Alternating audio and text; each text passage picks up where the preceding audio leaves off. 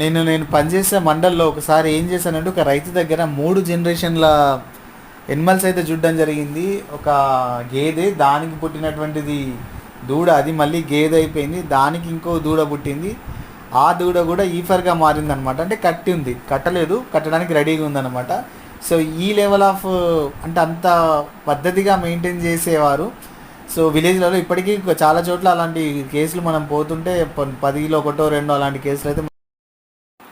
వేరే సిటీలో ఇప్పుడు కొత్తగా ఫార్మింగ్ సిస్టంలో ఉన్న ఏ రైతు దగ్గరైనా, ఏ డైరీ ఫార్మర్ దగ్గరైనా తన దగ్గర ఉన్నటువంటి ముర్రా గేదెకి పుట్టినటువంటి ఇంకో ముర్రా గేదెని తయారు చేసుకోగలిగాడా?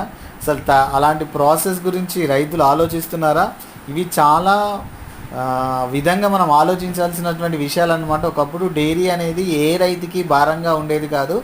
ఇప్పుడు డైరీ అనేది రైతుకి భారంగా అయిపోయింది. దానికి గల కారణం ఏంటంటే మనం కమర్షియలైజేషన్ ఆఫ్ మన థాట్స్ అనమాట. కంటిన్యూస్గా పాల కోసం ఏమైనా చేస్తున్నారు. ఇప్పుడు ఎలాగైతే యూట్యూబ్లో వ్యూస్ కోసం ఏదైతే, సో పాల కోసం విపరీతమైన ఇంట్రెస్ట్ చూడడం వల్ల దూడల యొక్క సంరక్షణ మీద ఫోకస్ అయితే చాలా వరకు తగ్గిపోయింది.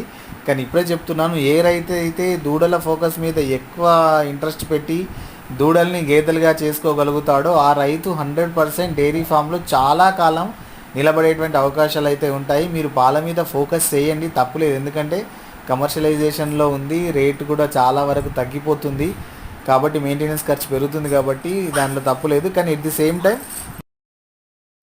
ఖచ్చితంగా మీ డైరీ ఫామే నిలబడుతుంది. మీరే లాభాల బాటలో ఉంటారు కాబట్టి దూడలకి ఏం లేదు, బాగా అవసరాలు ఏముండవు. First and foremost thing deworming చేయాలి, అదేవిధంగా వ్యాక్సినేషన్స్ చేయాలి. కొంచెం కాల్షియం ఇచ్చినట్లయితే చాలా వరకు ఎటువంటి ప్రాబ్లమ్స్ ఉండవు.